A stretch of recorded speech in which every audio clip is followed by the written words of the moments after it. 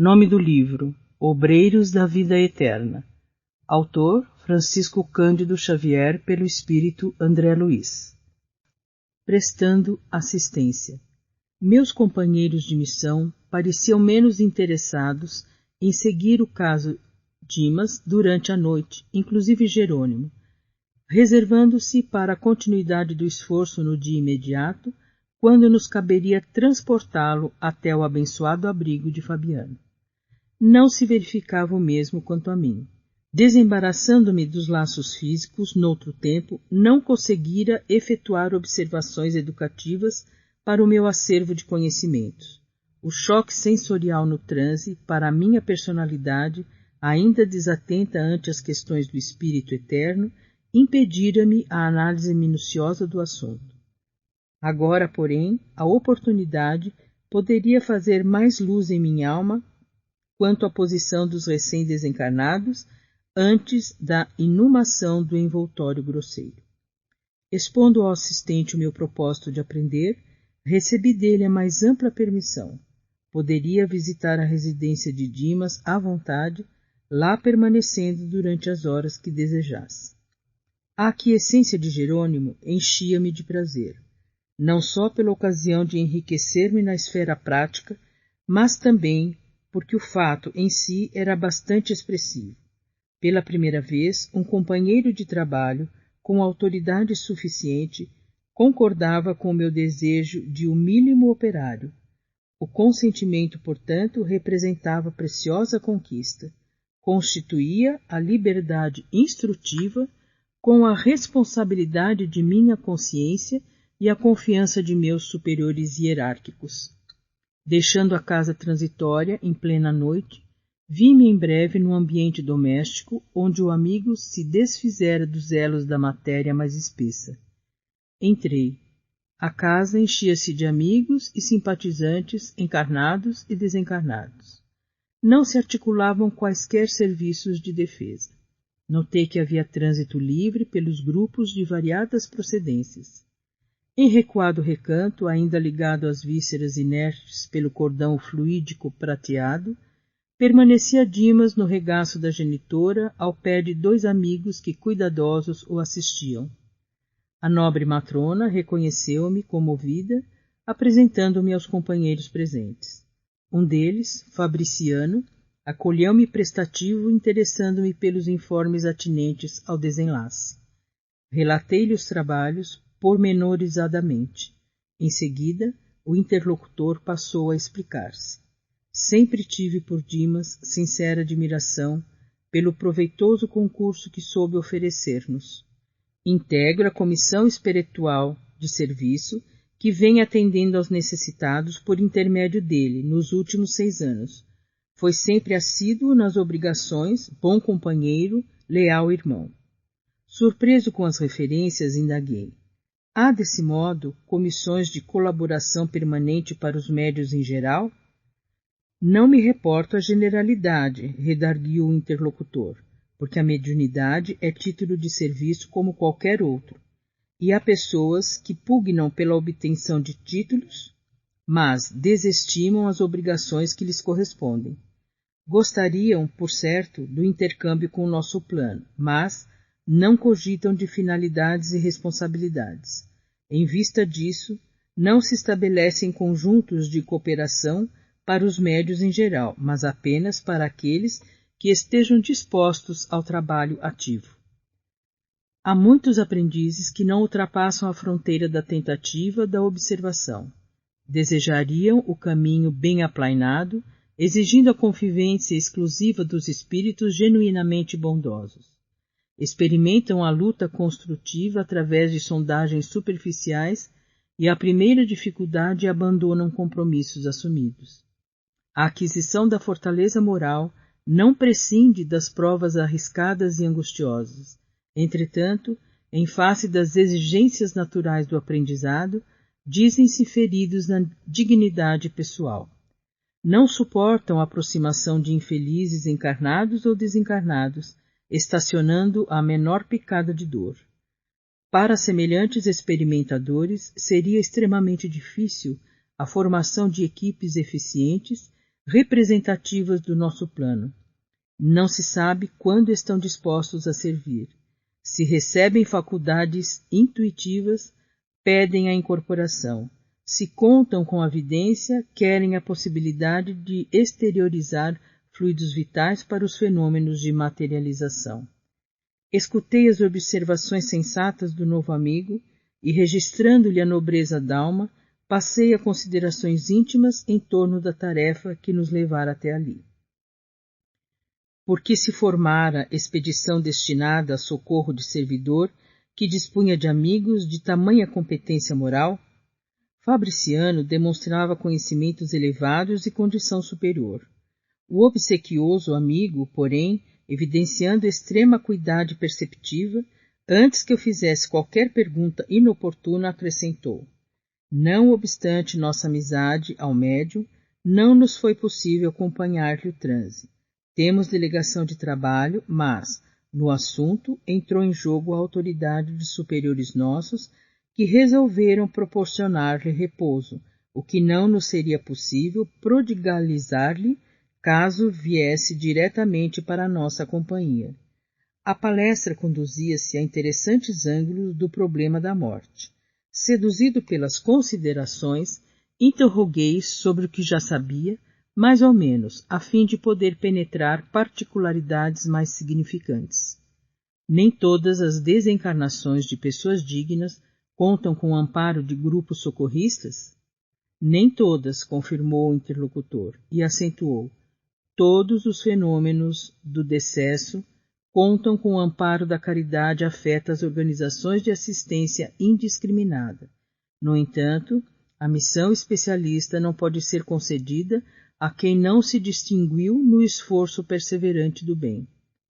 Todavia, objetei curioso, tangendo a corda que mais me interessava no assunto, não há casos de criaturas essencialmente bondosas que se libertam dos laços físicos, mais ou menos entrosados em comissões de serviço espiritual, de natureza superior, sem que haja missões salvacionistas previamente designadas para socorrê-las?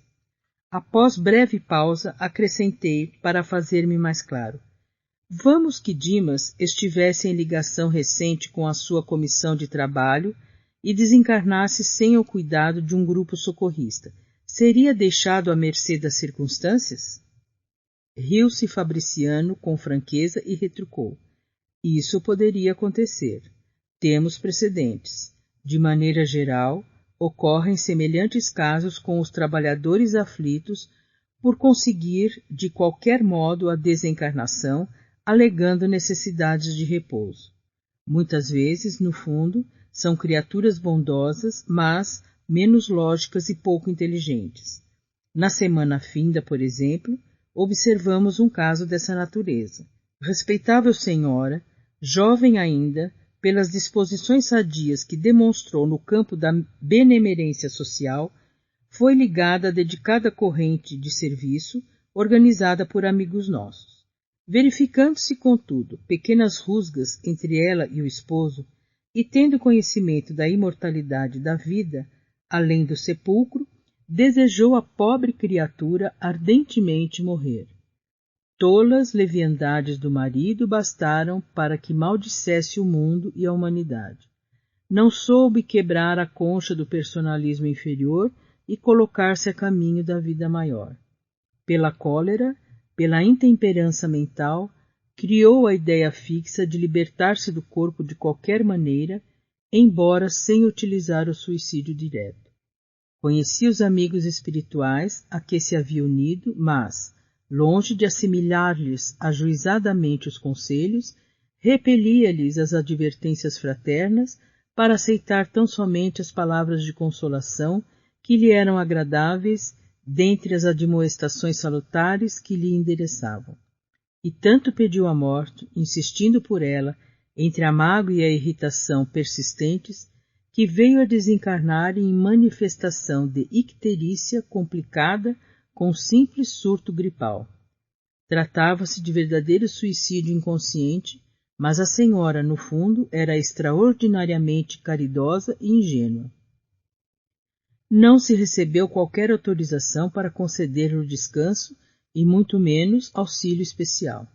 Os benfeitores de nossa esfera, apesar de eficiente intercessão em benefício da infeliz, somente puderam afastá-la das vísceras cadavéricas há 2 dias, em condições impressionantes e tristes, não havendo qualquer determinação de assistência particularizada por parte das autoridades superiores, e porque não seria aconselhável entregá-la ao sabor da própria sorte, em face das virtudes potenciais de que era portadora, o diretor da comissão de serviço a que se filiara a imprevidente amiga recolheu-a, por espírito de compaixão, em plena luta, e ela se foi, de roldão, a trabalhar por aí, ativamente em condições muito mais sérias e complicadas.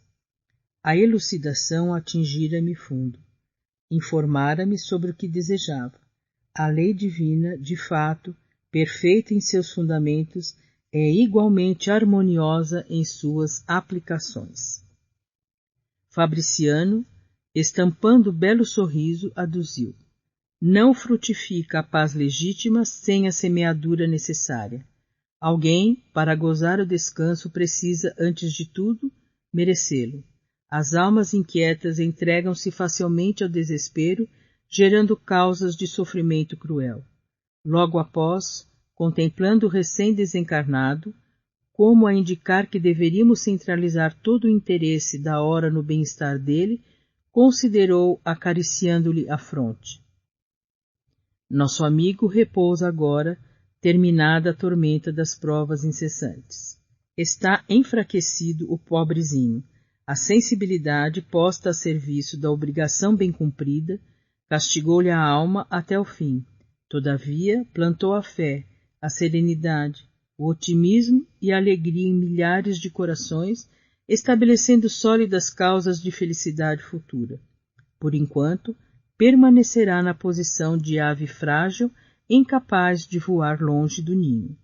Felizmente, aventou a genitora, satisfeita, vem melhorando de modo visível. Os resíduos que o ligam ao cadáver estão quase extintos. Relançou o olhar pelos ângulos da modesta residência e acrescentou: se fosse possível receber maior cooperação dos amigos encarnados, ser-lhe-ia muito mais fácil o restabelecimento integral.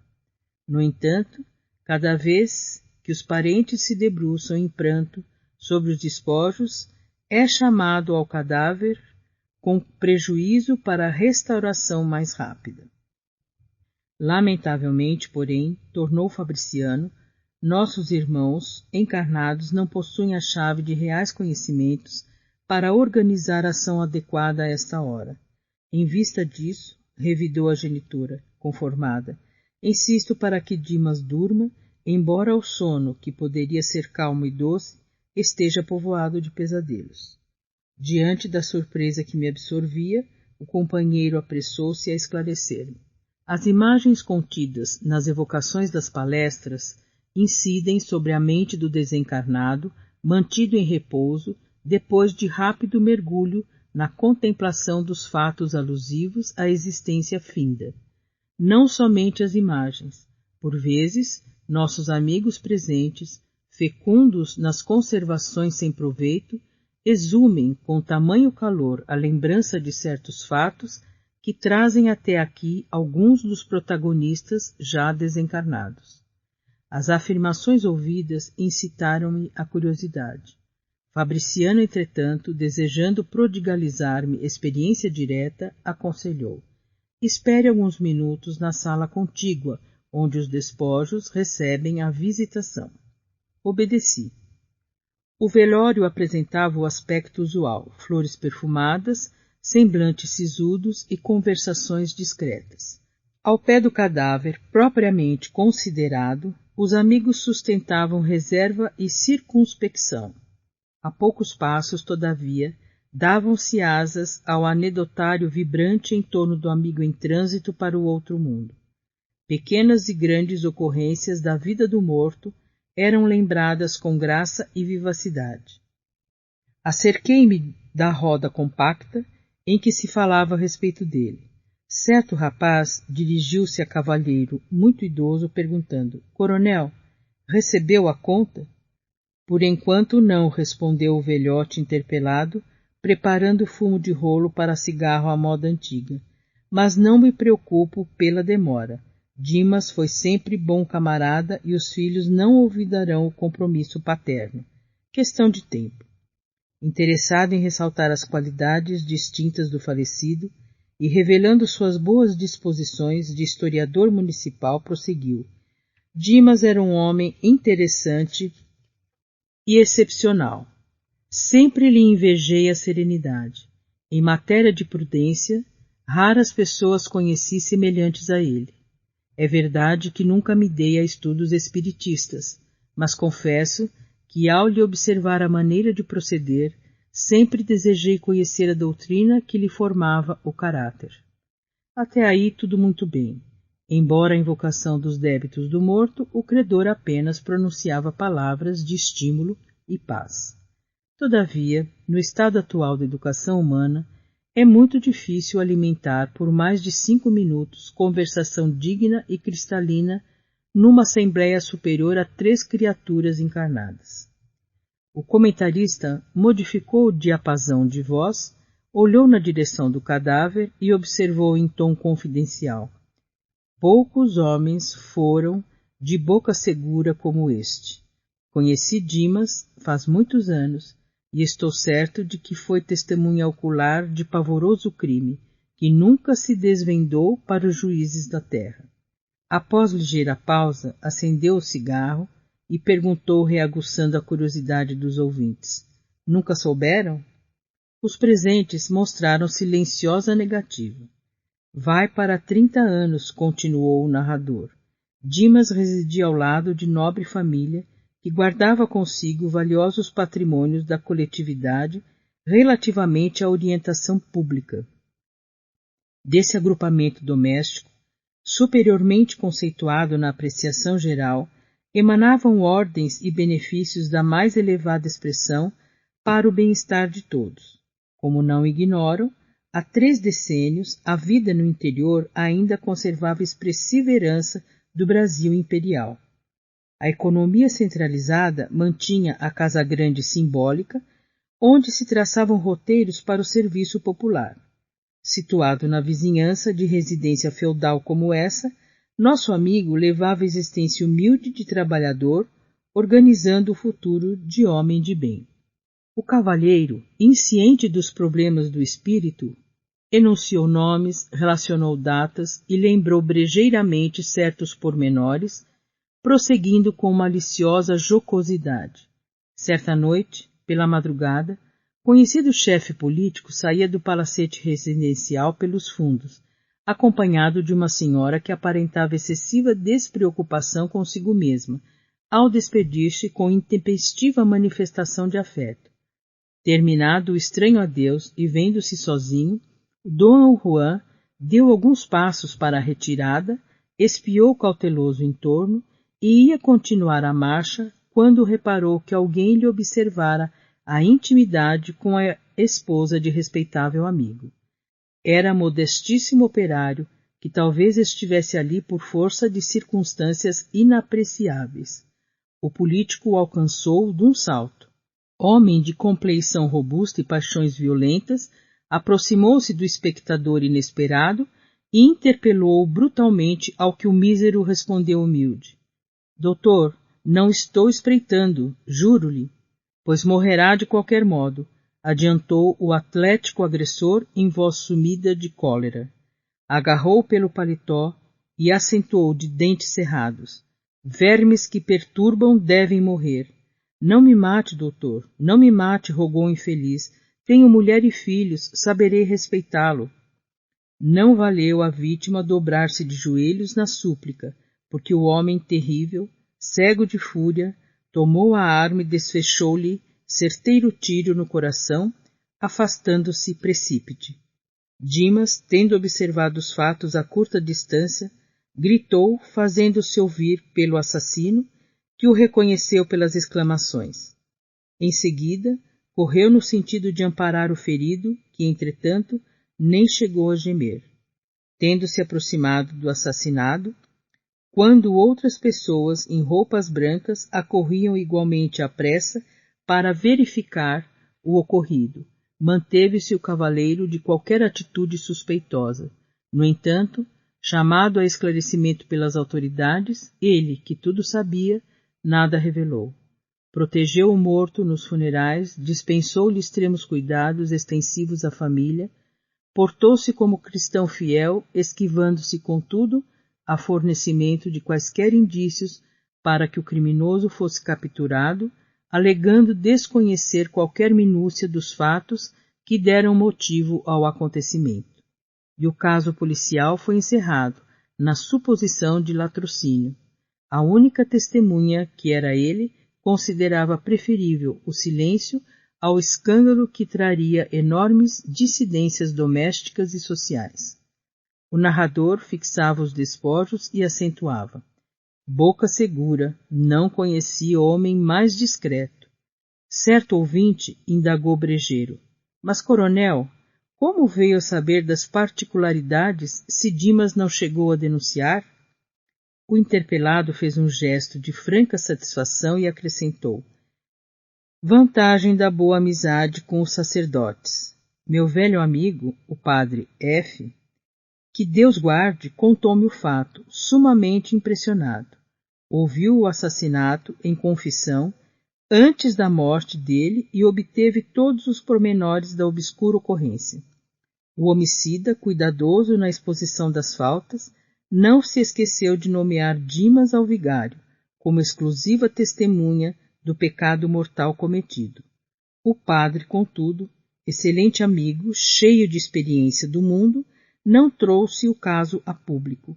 As pessoas envolvidas no drama deixaram descendência distinta e séria crueldade rememorar acontecimento tão triste. O narrador estampou curiosa expressão no rosto e rematou apagando o cigarro. Tudo passa. Morreram a vítima, a adúltera, o assassino, o confessor e agora a testemunha.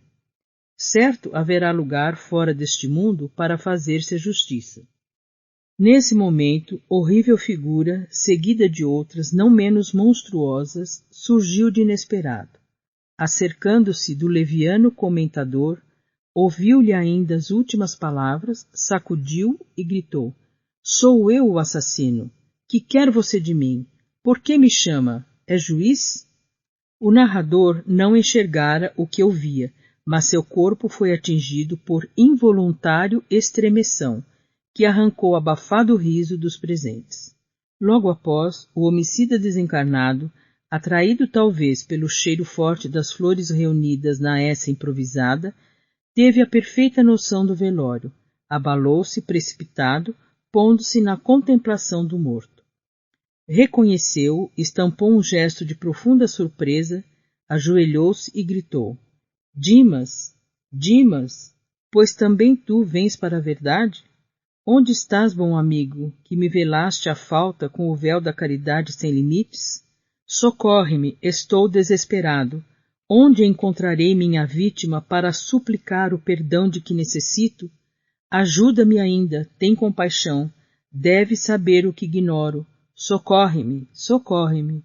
Ao lado do infeliz em rogativa, diversas entidades sofredoras permaneciam estáticas. Mas Fabriciano surgiu inesperadamente e ordenou aos invasores afastamento imediato. Limpa a câmara, o novo amigo dirigiu-se a mim observando. Garanto que este grupo entrou nesta casa por invocação direta. Narrei-lhe, impressionado, o que vira. Ouviu-me calmamente e ponderou. A observação, feita por nós mesmos, é sempre mais valiosa. Dimas, não obstante dedicado à causa do bem e compelido a grande esforço de cooperação na obra coletiva, descuidou-se de incentivar a prática metódica da oração em família, no santuário doméstico. Por isso, tem defesas pessoais, mas a residência conserva-se à mercê da visitação de qualquer classe. A elucidação era significativa. Comecei a compreender a razão do sentimentalismo prejudicial da família inconformada. Desejando, porém, fixar o aprendizado da noite, sobre assunto atinente à desencarnação, perguntei: nosso amigo recém-liberto terá ouvido a súplica do irmão desventurado? Geme-se sob terrível pesadelo nos braços maternos, explicou Fabriciano, solícito, ao recordar o fato relatado. Desde alguns minutos acompanhamos a agitação dele, reparando que recebia choques desagradáveis através do cordão final. Ouvindo e vendo os quadros invocados, insisti perguntando. Não chegou a ver, nem a ouvir integralmente, em face da perturbação espontânea, mas vislumbrou, sentiu, oprimiu-se e torturou-se, prejudicando a reconquista de si mesmo. As forças mentais estão revestidas de maravilhoso poder. Indicando os grupos que continuavam conversando, acentuou sem aspereza. Nossos amigos da esfera carnal são ainda muito ignorantes para o trato com a morte. Ao invés de trazerem pensamentos amigos e reconfortadores, preces de auxílio e vibrações fraternais, atiram aos recém-desencarnados as pedras e os espinhos que deixaram nas estradas percorridas. É por isso que, por enquanto, os mortos que entregam despojos aos solitários necrotérios da indigência são muito mais felizes.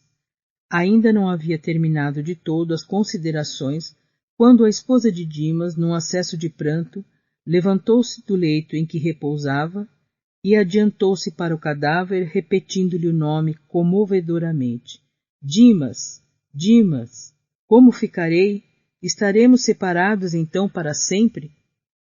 Como Fabriciano se dirigisse apressado para o quarto humilde em que permanecia o desencarnado, acompanhei-o. A genitora do médium fazia esforços para contê-lo, mas, debalde. Pelo fio prateado, estabelecera-se vigoroso contato entre ele e a companheira, porque Dimas se ergueu, cambaleante, apesar do carinho materno. Estava lívido, semilouco. Avançou para a sala mortuária, rogando paz, mas antes que pudesse aproximar-se muito dos despojos, Fabriciano aplicou energias de prostração na esposa imprudente, que foi novamente conduzida ao leito, agora sem sentidos, enquanto Dimas voltava ao regaço maternal, menos aflito. O amigo esclareceu-me sereno. Há situações em que o drástico deve ser medida inicial. Nosso irmão muito fez pela harmonia dos outros, durante a existência, e merece libertação pacífica. Sinto-me, pois, no dever de garanti-lo para que se desembarace dos últimos resíduos que ainda o inclinam à matéria densa. Outros amigos e afeiçoados do médium chegaram ao ambiente doméstico, interessados em ajudá-lo, e como a noite ia muito alta, despedi-me dos companheiros, pondo-me de regresso ao acolhedor asilo de Fabiano. No outro dia, ao me avistar, disse-me o assistente Jerônimo após a saudação inicial. Espero, André, que o velório lhe tenha trazido úteis e instrutivos ensinamentos. Sim, o estimado assistente falava com muita propriedade e razão. Eu aprendera muito durante a noite. Aprendera que as câmaras mortuárias não devem ser pontos de referência à vida social, mas recintos consagrados à oração e ao silêncio.